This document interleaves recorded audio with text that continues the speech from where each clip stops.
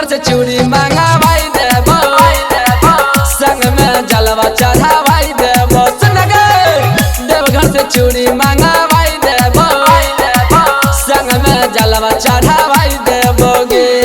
नया नया सावन के वीडियो बना के तनी हमारा देखा गे। नया नया सावन के वीडियो बना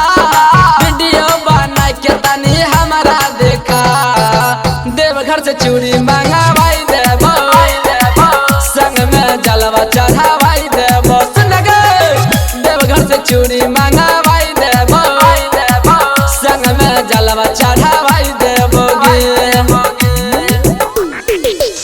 मंगावाई देबो, चढ़ावाई देबो, मंगावाई देबो, चढ़ावाई देबो। Singing by Ramesh Raj.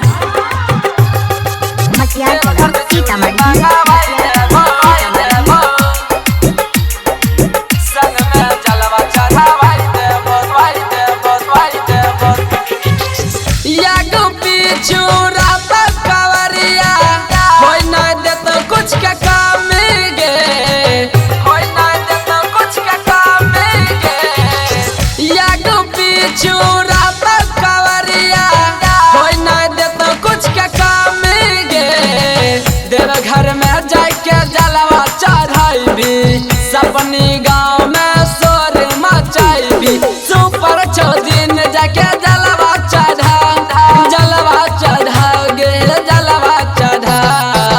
Deoghar से चूड़ी मंगावाई देबो, संग में जलवा चढ़ावाई देबो। सुन गे देवघर से चूड़ी मंगावाई देबो, संग में जलवा चढ़ावाई देबो गे। मंगावाई देबो, चढ़ावाई देबो, मंगावाई देबो, चढ़ावाई देबो।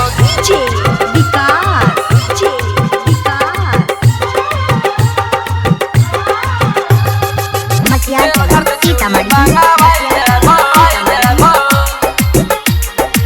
संग में जलवा चढ़ावाई देबो, देबो।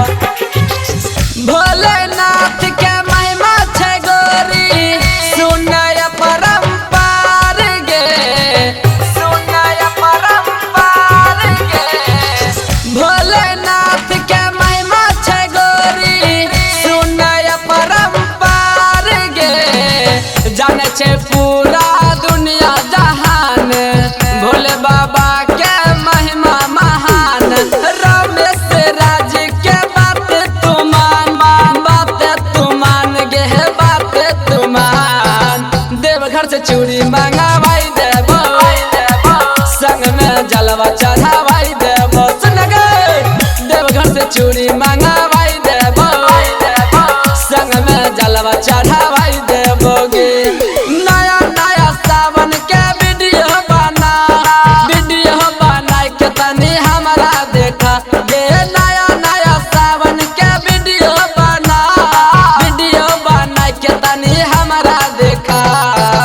देवघर से चूड़ी मंगावाई देबो, संग में जलवा चढ़ावाई देबो। सुन गे देवघर से चूड़ी मंगावाई देबो, संग में जलवा चढ़ावाई देबो गे।